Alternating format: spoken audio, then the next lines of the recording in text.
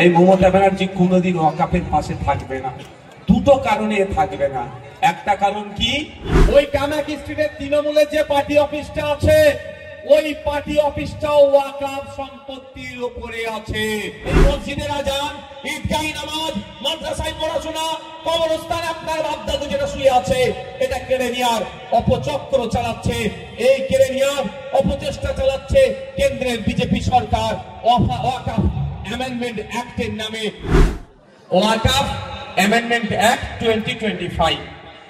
মমতা ব্যানার্জি মুসলমানদেরকে শুধু বোকা বানায়নি, আমার কথাটা ভালো করে বোঝার চেষ্টা করবে। মমতা ব্যানার্জি মুসলমানদেরকে শুধুমাত্র বোকা বানায়নি, সাথে সাথে বিজেপির বিরুদ্ধে পশ্চিমবাংলায় যে আন্দোলন সংগঠিত হওয়ার চেষ্টা হচ্ছিল, আন্দোলনের যে দানা বাঁধছিল, সেটাকে অঙ্কুরে বিনষ্ট করেছে। তার নাম হচ্ছে মমতা ব্যানার্জি, তার নাম হচ্ছে তৃণমূল কংগ্রেস। তিনি কি বললেন যে পশ্চিমবাংলায় ওয়াকাফ আইন লাগু হতে দেব না। কিছু মলি সাহেব ভাড়া করা আছে, কিছু ইমাম সাহেবকে কেনা আছে, আর কিছু তোলাবাজ নেতা তার দলের আছে। তারা সাথে সাথে বলতে শুরু করে দিল, ওয়াকাফ নিয়ে আর আন্দোলন করার দরকার নাই, দিদি আছে বুঝে নেবে। সহজ সরল ধর্মপ্রাণ মানুষেরা ওই মলি সাহেবদের কথায়, ওই ইমাম সাহেবদের কথায়, ওই কিছু দুর্নীতিগ্রস্ত নেতাদের কথাকে ভরসা করে ওয়াকাফ আন্দোলনকে তারা বন্ধ করে দিল। ফলে কি আজকে কি দেখছি, মমতা ব্যানার্জি যে কথা বলেছিল বাস্তবের সাথে তার কোনো মিল দেখতে পাচ্ছি না। উল্টে যখন এসআইআর এর আবহ চলছে, মানুষ যখন আতঙ্কিত, মানুষকে আতঙ্কিত ওরাই করেছে তৃণমূল বিজেপি মিলে, সেই সময় তারা চুপি সারে ওয়াকাফ আইনগুলোকে একটা একটা করে মেনে নেওয়ার চেষ্টা করছে, মেনে নিতে শুরু করে দিয়েছে। তাই বন্ধুগণ, আজকে বলুন, আপনি যদি আন্দোলনটা সেই সময় থেকে ঠিকভাবে চালাতেন, বিজেপি সরকার ভয় পেত, বিজেপি সরকারের চাপ আসত, কেন্দ্রের বিজেপি সরকার ভয় পেয়ে আন্দোলনের চাপে, ঠিক যেভাবে কৃষকদের আন্দোলনের চাপে কৃষি বিল প্রত্যাহার করতে বাধ্য হয়েছিল, এই ওয়াকাফকে বাঁচানোর জন্য ভারতবর্ষের ধর্মপ্রাণ মানুষেরা, শুধুমাত্র মুসলমান নয়, মুসলিম হিন্দু নির্বিশেষে ভিন্ন জাতের মানুষ ঐক্যবদ্ধ হয়ে ওয়াকাফ আইনকে প্রত্যাহারের জন্য এমন আন্দোলন সংগঠিত হতো পশ্চিম বাংলাতে, যে পশ্চিম বাংলার আন্দোলনের ঝাঁজ সেটা আপনার মহারাষ্ট্রে পড়তো, পশ্চিম বাংলার আন্দোলনের ঝাঁজ বিহারে পড়তো, পশ্চিম বাংলার আন্দোলনের প্রভাব গুজরাটে পড়তো, পশ্চিম বাংলার আন্দোলনের প্রভাব দিল্লিতে পড়তো, পশ্চিম বাংলার আন্দোলনের প্রভাব সারা রাজ্যে, সারা দেশে ছড়িয়ে পড়তো। বিজেপি সরকার চাপে পড়ে বাধ্য হতো এই আইনকে প্রত্যাহার করতে, ঠিক যেভাবে আপনার ফার্মার্স বিলকে প্রত্যাহার করেছে চাপে পড়ে, এটাকেও বাধ্য হতো চাপে পড়ে প্রত্যাহার করতে। কিন্তু তার পরিবর্তে আমরা কি দেখলাম? না, তার পরিবর্তে আমরা কি দেখলাম? এই মমতা ব্যানার্জি আপনাকে আমাকে প্রথমে হুমকি দিল, যদিও এই হুমকিতে আমরা ভয় পাইনি, হুমকির বিরুদ্ধে আমরা লড়াই করে গিয়েছি। ভাঙড়ে 3000 মানুষকে মামলা দিয়েছে, আমিও 5টা মামলা খেয়েছি। স্টেজে অনেকে বসে আছে, এই ওয়াকাফ সংশোধনী আইনের জন্য মিথ্যা মামলা খেতে হয়েছে। এই মামলা দিয়ে আন্দোলনের গতিপথকে রুদ্ধ করার চেষ্টা করেছিল। তখন মনে এত পাপ ছিল, আপনারা সহজ সরল মানুষ বুঝতে পারেননি। আজকে বলুন, আপনারা এই মসজিদের আজান, ঈদগাহ নামাজ, মাদ্রাসায় পড়াশোনা, কবরস্থানে আপনার বাপ-দাদু যেটা শুয়ে আছে, এটা কেড়ে নেওয়ার অপচক্র চালাচ্ছে। এই কেড়ে নেওয়ার অপচেষ্টা চালাচ্ছে কেন্দ্রের বিজেপি সরকার ওয়াকাফ অ্যামেন্ডমেন্ট অ্যাক্টের নামে। তাই আজকে মমতা ব্যানার্জি সেই আইনটাকে তারা কি করলো? মেনে নিল। এখন আপনি বলুন, এই মমতা ব্যানার্জি আর মোদির মধ্যে তফাৎ আছে? এর জোর কথাই বলতে হবে আপনাদের। আছে, মমতা ব্যানার্জি আর মোদির মধ্যে তফাৎ নাই। মোদি আর মমতা আলাদা নয়, বিজেপি আর তৃণমূল আলাদা নয়। সরাসরি উত্তরপ্রদেশে আইনকে লাগু করার চেষ্টা করছে, আর পশ্চিম বাংলায় মমতা ব্যানার্জি হাত পা বেঁধে লাগু করার চেষ্টা করছে। আজকে আপনি কোথায় বলুন, মাঝ সমুদ্রে আপনাকে জাহাজে করে নিয়ে গিয়ে ছেড়ে দিয়ে চলে এসছে মমতা ব্যানার্জি। এই মমতা ব্যানার্জি কোনোদিন ওয়াকাফের পাশে থাকবে না। দুটো কারণে থাকবে না। একটা কারণ কি, কি কারণ হতে পারে? আরএসএস এর নির্দেশ অক্ষরে অক্ষরে পালন করতে হবে মমতা ব্যানার্জিকে। আর দ্বিতীয় মমতা ব্যানার্জির ক্যাবিনেটের মন্ত্রী।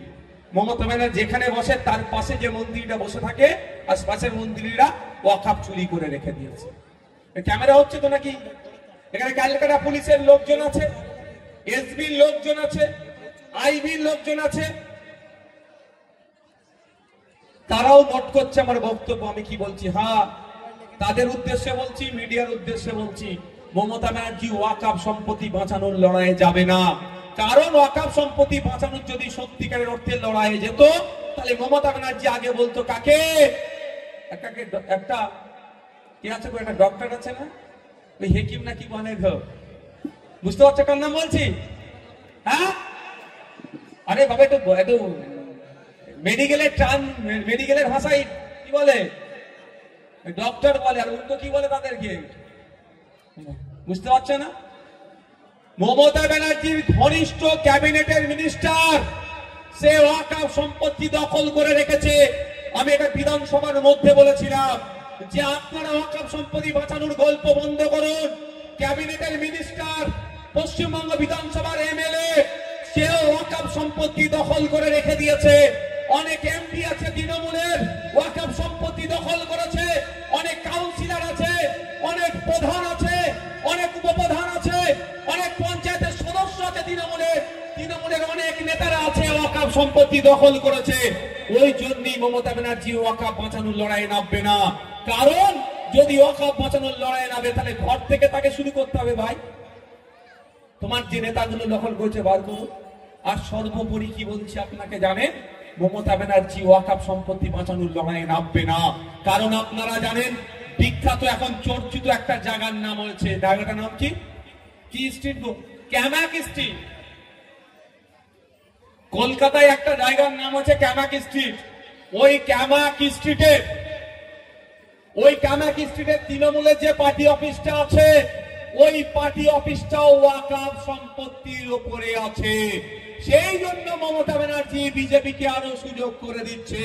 জানে যদি আগামী দিনে নওশাদরা, তাপস ব্যানার্জিরা, বিশ্বজিৎ মাইতিরা যদি ধর্মনিরপেক্ষ সরকার আসে, তাহলে কিন্তু ওই পার্টি অফিস থাকবে না, ওয়াকফ সম্পত্তিটা আবার ফিরে যাবে। সেই জন্য আগে থেকেই বাবা বিজেপি তুমি আইনের মাধ্যমে দখল করে নাও, সে সুযোগ করে দিচ্ছে। আমি এত বড় কথা বলে গেলাম। ক্যামাক স্ট্রিটের যে পার্টি অফিসটা আছে, ওই পার্টি অফিসটা হচ্ছে ওয়াকফ সম্পত্তির ওপরে আছে। তাও ইস্পাহানিদের সম্পত্তি, এটাও আমি বলে গেলাম। ইসি নাম্বার পর্যন্ত আমার কাছে আছে, মুখস্থ নাই ভাই, নাহলে ওটাও বলে দিতে পারতাম। ভাবতে পারছেন? বুঝতে পারছেন কি বলছি? সেই মমতা ব্যানার্জি নাকি আপনার সম্পত্তি বাঁচাবে।